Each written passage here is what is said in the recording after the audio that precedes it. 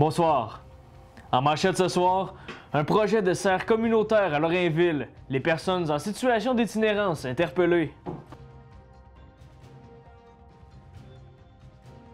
J'ai un voisin qui est agriculteur qui a lancé l'idée à un moment donné, hey, si on faisait un jardin, on serait capable d'occuper les gens qui sont en situation difficile, qui vivent l'itinérance ou qui vivent de l'isolement ou qui ont tout simplement des problèmes de consommation. Peu importe, on a des gens qui ont besoin de se garder actifs. Puis on s'est dit qu'un jardin, ça pourrait être bien, puis que ça, en même temps, ça pourrait leur faire des revenus pour les aider là, à boucler les fins de mois, puis aussi redonner un peu à la communauté, là, parce qu'on va aussi aider la banque alimentaire et tout. Donc, c'est de là qu'est originée l'idée. Bien, je vais parler comme moi, j'étais sans-abri. Je vais faire une épluchette de blé d'Inde pour les sans-abri. Puis aujourd'hui, je suis très, très, très fier parce que ça m'a donné un bon coup de main pour avancer dans la vie. Parce que, comme tu dis, dans 3 mois, je ne serai pas ici. Je n'étais plus là. Le Raid Témiscamingue lance sa programmation à moins d'1 mois de l'événement. Et ensuite de ça, le lendemain, c'est le début du raid international. Là, on commence ça à l'Aniel, à la Marina. Ça commence à 8 h, donc pour les gens qui veulent voir le départ, c'est à cette heure-là. Et tout au long de l'avant-midi, toujours à la Marina, il va y avoir plusieurs observations à faire. On appelle ça nos zones d'action, donc souvent, c'est des transitions. Et l'immigration connaît une courbe constante au Témiscamingue. Le Témiscamingue a connu une progression positive de sa population depuis 2017 et on l'a constaté. Rappelons qu'en 2017, en octobre 2017, le Témiscamingue avait adopté une planification stratégique où on disait qu'on voulait accueillir 500 nouvelles personnes au Témiscamingue dans les 5 prochaines années. De rendre en fait le Témiscamingue plus accueillant, plus favoriser l'établissement durable des personnes immigrantes.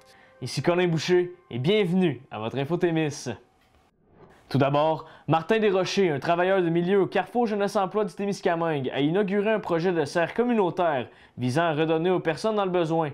Les personnes en situation d'itinérance sont invitées sous forme bénévole à participer à l'entretien des jardins ainsi qu'à la cueillette de leurs produits qu'ils vont vendre ensuite. C'est par la suite que les profits seront remis sous le format d'un bon d'achat d'épicerie aux personnes dans le besoin. Martin Desrochers ainsi que Daniel Tuotte nous ont témoigné de leur fierté de voir ce projet bien prospérer. Martin, on est ici au jardin communautaire dans le rang à Lorrainville. Est-ce que tu peux nous parler un peu de ce projet-là, de ce jardin communautaire? Absolument. C'est une idée qui est venue suite à un besoin, bien entendu. J'ai un voisin qui est agriculteur qui a lancé l'idée à un moment donné, hey, si on faisait un jardin, on serait capable d'occuper les gens qui sont en situation difficile, qui vivent l'itinérance ou qui vivent de l'isolement ou qui ont tout simplement des problèmes de consommation. Peu importe, on a des gens qui ont besoin de se garder actifs. Puis on s'est dit qu'un jardin, ça pourrait être bien, puis que ça, en même temps, ça pourrait leur faire des revenus pour les aider là, à boucler les fins de mois, puis aussi redonner un peu à la communauté, là, parce qu'on va aussi aider la banque alimentaire et tout. Donc, c'est de là qu'est originée l'idée. Tu me parles un peu plus en profondeur du fonctionnement du jardin, comment ça marche? Où vont les profits? Qui travaille à ce jardin ici communautaire? Bien, en fait, qui travaille au jardin, c'est vraiment des participants qui ont besoin qui ont besoin de travailler, qui ont besoin de se mobiliser, qui ont besoin de se garder occupés. Donc, c'est vraiment des gens en situation précaire qui viennent travailler ici. Par contre, on a des organismes comme l'Entre-Toise et Maison 4 Saisons qui joignent à nous pour venir prêter main forte, venir donner un coup de main. On a aussi plein de bénévoles qui viennent, puis tout le monde est invité à venir donner un petit coup de main, là, puis d'échanger avec ces gens-là. Des fois, on interprète mal les difficultés que les gens peuvent vivre, puis je trouve que c'est une belle façon de le faire. Puis les profits, bien, en fait, c'est pas les profits, c'est vraiment tous les revenus qui vont être distribués à ces personnes-là sous forme de bons cadeaux, de bons d'achat dans les épiceries et tout ça, pour s'assurer qu'ils aient tout ce qu'ils ont besoin. Mais tout ce que vous voyez ici, il y a pour plusieurs milliers de dollars d'investis. c'est tous des dons qui viennent de personnes qui souvent veulent rester anonymes. On a la ferme Sylvain Bérard qui sont ici puis qui ont donné, qui donnent leur temps, qui fournissent les tracteurs. Ferme Biovie, les serres Biovie qui nous ont fourni plein de plants. La ferme Lynn et Sylvain. On est allé pour ramasser des outils de jardinage chez Matériaux Jolette. Ils nous les ont donnés gratuitement pour la cause. On a plein de gens comme ça qui ont fait aussi des dons en argent, qui ont acheté des semences pour nous. Donc, je trouve ça beau de voir que la population, c'est vraiment, ça vient de la bonté de cœur des Témiscamiens, encore une fois. Comment est-ce que ça peut aider les gens en situation difficile, en situation précaire, comme tu le mentionnais? Là? Premièrement, là, il y a des personnes, puis vous allez voir tantôt, là, vous allez rencontrer quelqu'un, quand on est en situation précaire et qu'on erre dans les rues toute la journée, c'est rare qu'il en sort quelque chose de bon. Là. On vient à un moment donné où on stagne, on perd un petit peu de notre courage, un peu de notre orgueil. Et là, on prend des gens, on les apporte ici, puis ils récoltent eux-mêmes le fruit de ce qu'ils ont travaillé. J'ai des gens qui sont ici en action. On a 3 personnes qui sont ici à tous les jours, qui travaillent tous les jours de la semaine à leur jardin. Puis, comme vous voyez, là, tout est désherbé à la main. Ces gars-là travaillent d'arrache-pied.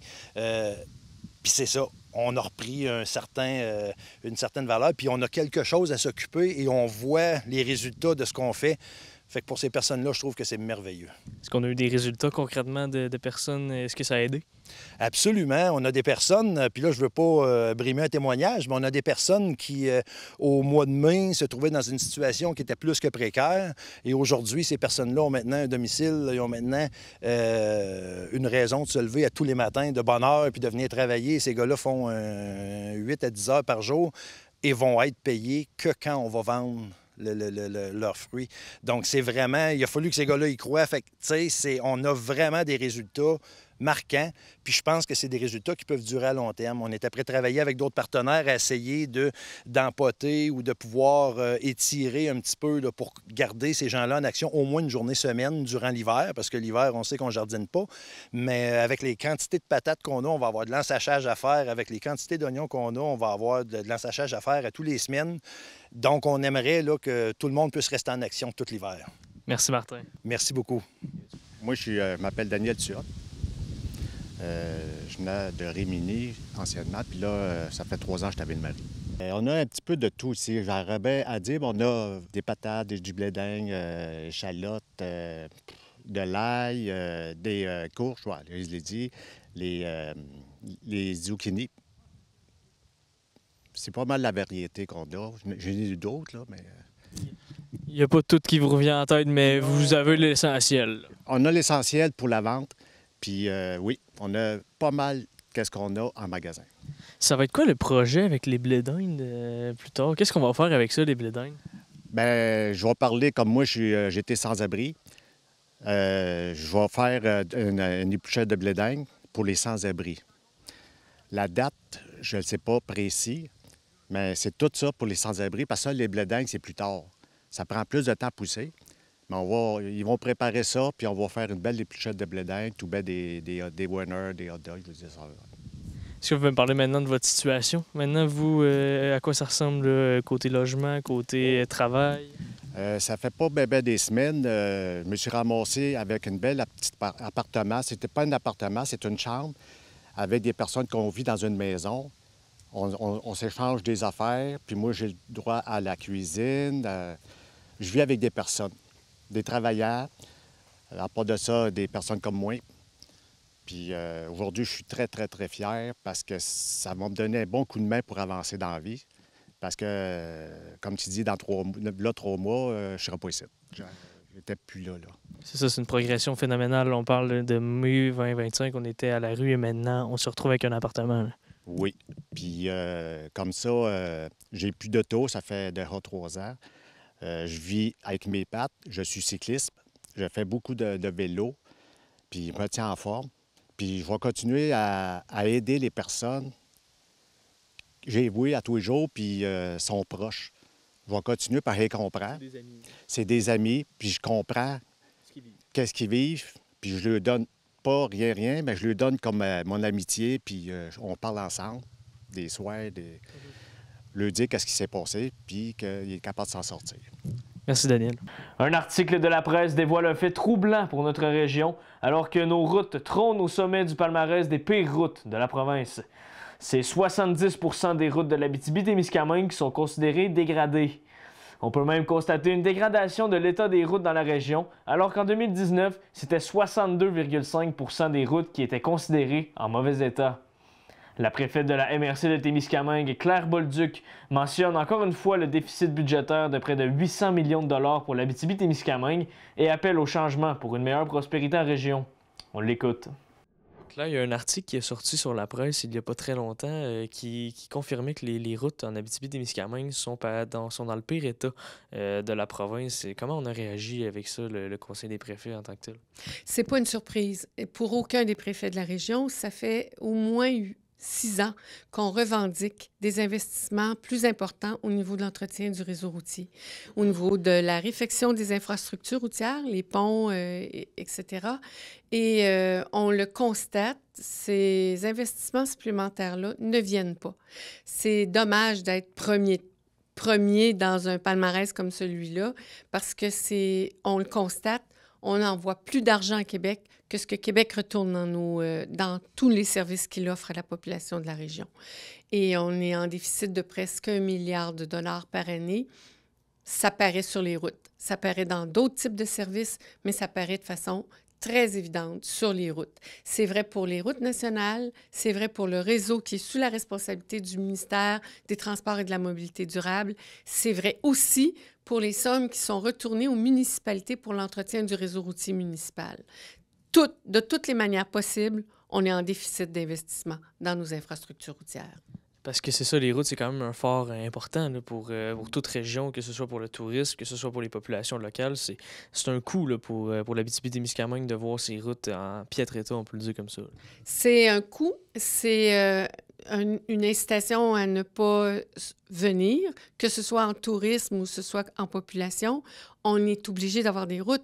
Il n'y a pas de service approprié de transport collectif, que ce soit par autocar entre les municipalités, que ce soit vers d'autres régions du Québec par réseau ferroviaire. Le transport aérien, c'est pathétique, c'est lamentable. Alors, il y a de toutes les manières possibles on a besoin d'un réseau routier solide. Et actuellement, il nous fait défaut. On nous dit au ministère des Transports et de la Mobilité durable qu'on est en manque d'ingénieurs, qu'on est en manque de professionnels, qu'on est en manque de ressources. On nous dit qu'on fait des efforts et on veut bien les croire.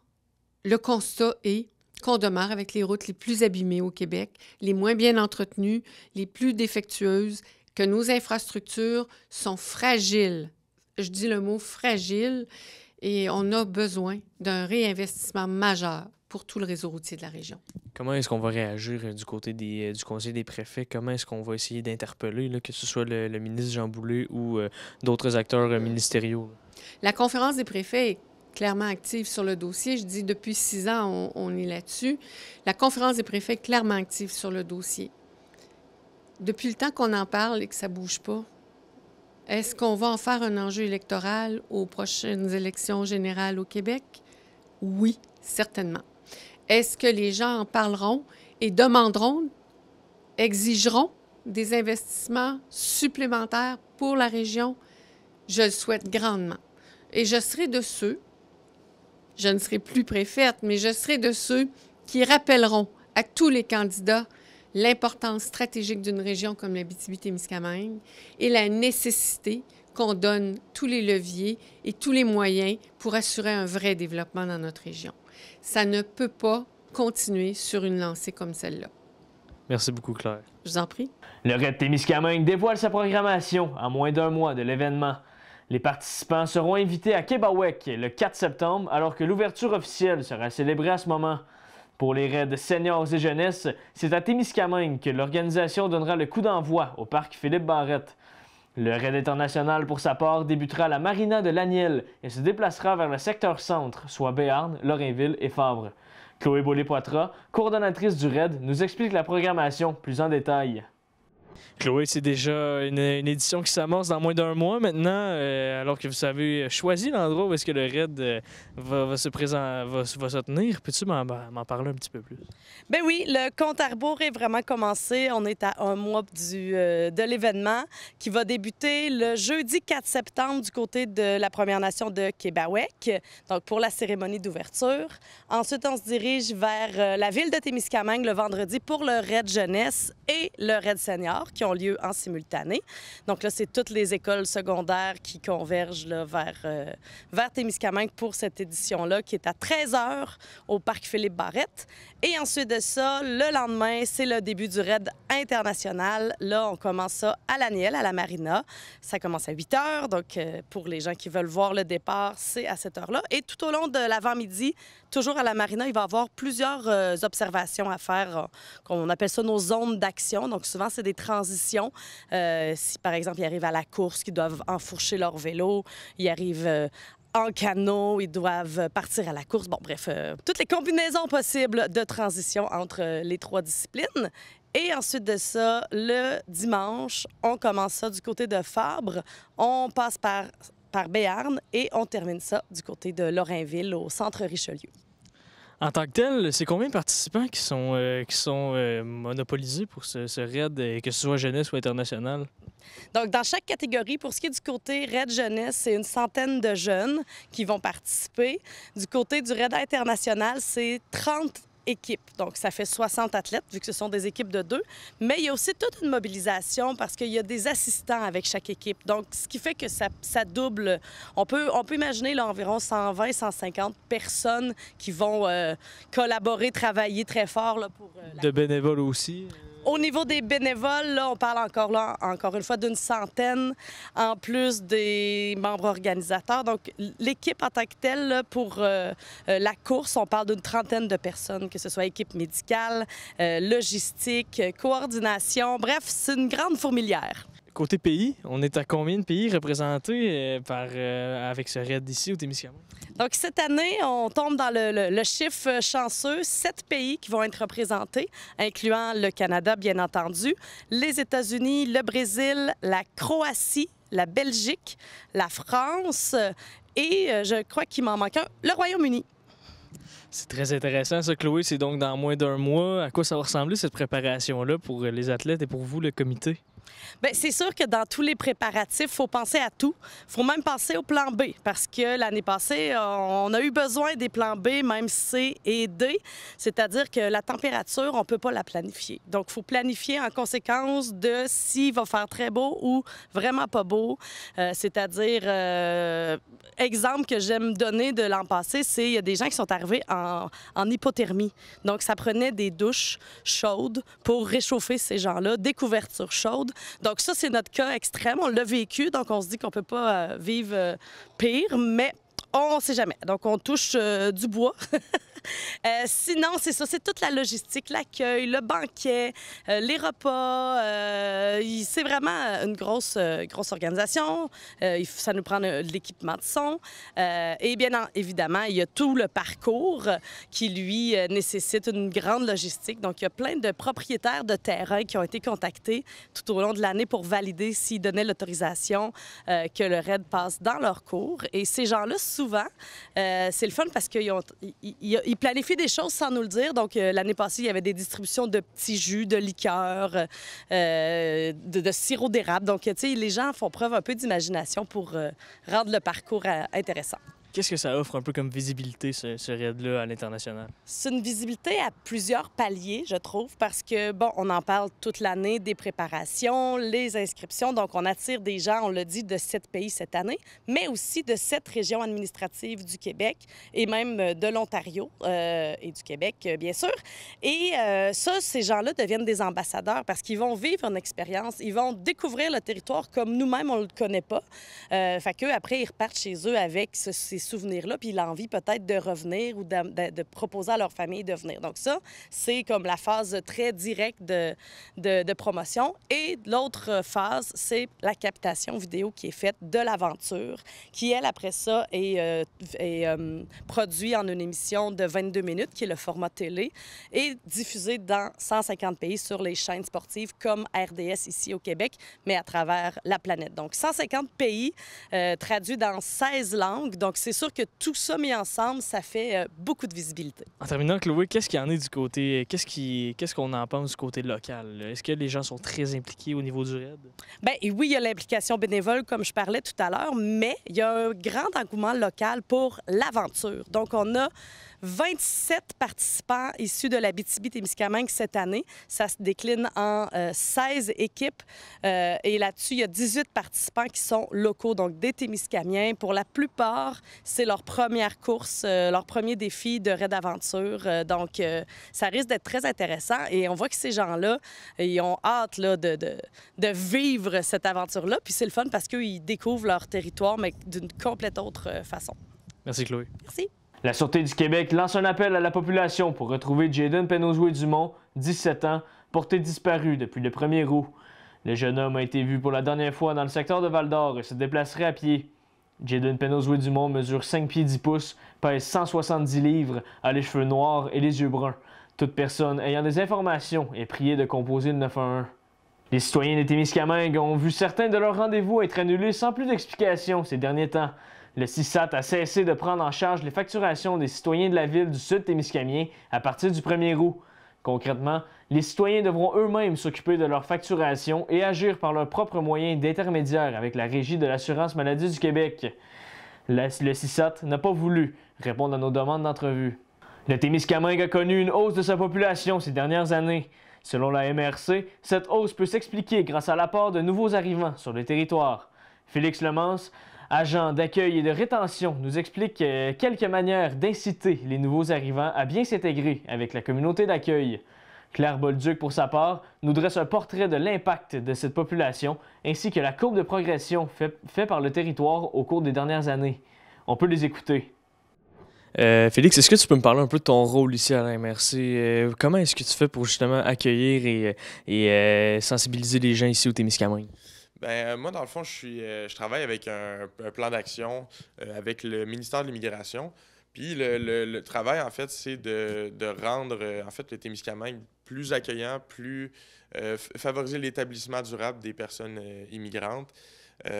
Puis, on fait ça par bien les choses. Par exemple, on a une campagne de sensibilisation qui a été initiée il y a déjà 1 an et demi. Puis qui se fait en plusieurs parties. On a, par exemple, on reçoit des personnes immigrantes à CKVM qui viennent parler de leur parcours. On organise des événements qui sont inclusifs, par exemple, si on parle des événements récents, il y a eu le Saveur du monde à Lorrainville. La MRC est impliquée. Dans ce qui s'en vient, mettons, on a la fête des voisins à Témiscamingue qui va, en fait... célébrer la diversité culturelle au Témiscamingue. On vise en fait à favoriser les échanges entre les personnes. Ce qui est important, c'est que les Témiscamiens se rencontrent, puis qu'il y ait des échanges entre les nouveaux Témiscamiens et la communauté d'accueil. On parle ici d'immigration et de nouveaux arrivants. Est-ce qu'on pourrait dire que le Témiscamingue a reçu une hausse de nouveaux arrivants et d'immigrants ici au cours des dernières années? Le Témiscamingue a connu une progression positive de sa population depuis 2017 et on l'a constaté. Rappelons qu'en 2017, en octobre 2017, le Témiscamingue avait adopté une planification stratégique où on disait qu'on voulait accueillir 500 nouvelles personnes au Témiscamingue dans les 5 prochaines années. C'est un signal qui était donné que l'ensemble du Témiscamingue se mobilisait pour faire de l'immigration et de l'accueil et de l'attractivité du territoire une priorité. Ce faisant, la MRC s'est beaucoup impliquée dans tout le processus et on fait plusieurs gestes. D'abord, promouvoir, faire connaître le Témiscamingue. Tu ne peux pas choisir de venir vivre au Témiscamingue si tu ne sais pas c'est où, si tu ne sais pas ce que ça représente comme milieu de vie. Alors, on avait le devoir de bien faire connaître le Témiscamingue et c'est une action qu'on ne peut pas faire sur 3 ans. C'est quelque chose qui se poursuit sur des dizaines d'années pour ne jamais disparaître de la visibilité et de l'écran des populations qui pourraient être intéressées à venir s'installer. Donc, la promotion du territoire, faire connaître le Témiscamingue. Le faire connaître aussi de façon...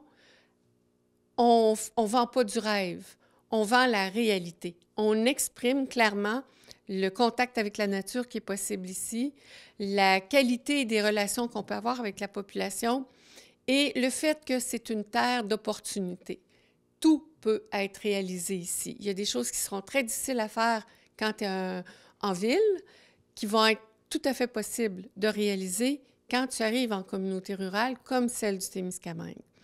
Alors, on a mis de l'emphase sur se faire connaître, les opportunités, qui on est vraiment. On ne met pas de la poudre aux yeux, on vend exactement qui on est, ce qu'on est. Est-ce qu'on pourrait dire que le Témiscamingue a ouvert ses horizons en ce qui a trait aux nouveaux arrivants et à l'immigration, comme tu en as parlé un peu? Dire qu'on a ouvert nos horizons, oui, mais en même temps, le Témiscamingue, ça a toujours été une population accueillante. Les Témiscamiens et Témiscamiennes ont toujours été des populations accueillantes. Dans le contexte, oui, on a ouvert les horizons sur des nouveaux arrivants issus de l'immigration. Je rappelle qu'à la MRC, on a eu jusqu'à une dizaine de personnes issues de l'immigration à notre emploi. Actuellement, c'est 7 personnes. Et ces personnes-là sont bien établies au Témiscamingue, bien installées. Et on est très fiers de leur contribution à nos activités, à nos travaux. Est-ce que tu peux me parler un peu, est-ce que c'est plus des travailleurs qui restent ici, qui sont permanents, comme tu en as parlé un peu à la MRC, ou c'est vraiment des gens qui viennent résider ici à temps plein? Bien, on a la plupart des gens, l'emploi est la raison qui va attirer la population pour s'installer dans un milieu de vie. Alors, par le biais des emplois disponibles, et on a quand même près de 1000 emplois disponibles au Témiscamingue, par le biais, les compétences que les personnes issues de l'immigration possèdent, elles sont très appréciées. Quand on requiert ou quand on retient les services d'une personne issue de l'immigration, il vient ici pour s'installer. Il n'est pas ici de façon temporaire. On l'a constaté dans le milieu municipal. Il y en a quand même plusieurs personnes issues de l'immigration, mais on le constate aussi quand on dit qui on est, quand on parle de qui on est vraiment, les compétences, qu'elles soient issues de l'immigration ou qu'elles soient québécoises ou qu'elles soient canadiennes, les personnes qui ont un intérêt à venir et qui portent des compétences dont on a besoin ici, ça les attire. Mais il faut toujours rester vrai, dire qui on est, pas jeter de la poudre aux yeux. Et ça, c'est important. Puis mettre de l'avant l'incroyable capacité d'accueil de notre population. Et en ce sens-là, le travail que fait Félix Lemons comme agent d'attractivité au niveau de la MRC, c'est majeur parce qu'il met en contact les gens entre eux à travers des activités, à travers des promotions. Et il fait aussi tout un travail de connecter les réseaux qui peuvent faciliter justement l'établissement durable, faciliter l'installation et l'établissement durable des nouvelles populations, peu importe d'où elles viennent. Est-ce qu'on pourrait dire que l'immigration a connu un essor en ce qui a trait aux régions du Québec en tant que telles? Les régions du Québec deviennent plus attractives. On les connaît mieux, on les connaît plus. Et c'est vraiment des opportunités pour les gens issus de l'immigration particulièrement. Mais les régions, le Témiscamingue, dans la campagne promotionnelle qu'on a fait, dans le choix qu'on a fait de promouvoir le territoire, de le faire connaître, de le faire sortir de sa zone d'obscurité, si je peux le dire comme ça, le choix qu'on a fait, il est rentable. Dans les 5 MRC de la région, on est la seule MRC qui connaît une progression de sa population depuis 2018. Est-ce qu'on t'a parlé un peu de 2018? Est-ce qu'on peut se rappeler des années de pandémie et de la courbe de progression qu'on a connue peut-être avant et après la pandémie? Ça ressemblerait à quoi? Pour les nouveaux arrivants issus de l'immigration, les gens qui arrivent de l'immigration, la courbe, elle est constante. Mais pour les personnes les Québécois, Québécoises, la pandémie a été un choc pour beaucoup et les régions telles que le Témiscamingue, les zones rurales, les communautés de plus petite dimension, plus personnelles, connaissent un essor majeur. Et cette attractivité-là, l'arrivée de ces nouveaux citoyens-là qui étaient au Québec, qui choisissent de se déplacer vers des zones moins densément peuplées, ça a eu une croissance importante depuis la pandémie. C'est déjà tout pour ce bulletin. Au nom de toute l'équipe, merci d'avoir été des nôtres. J'en profite également pour mentionner que c'est mon dernier bulletin aux ondes de TV Témis, donc j'aimerais vraiment beaucoup remercier l'équipe au complet, Aniel Conan, Israël, Timmy et Yvon Moreau. Ça a été vraiment un plaisir de travailler avec vous. Donc, je vous laisse maintenant au bon soin de notre coordonnateur à l'information, Yvon Moreau, pour le reste des bulletins. À bientôt.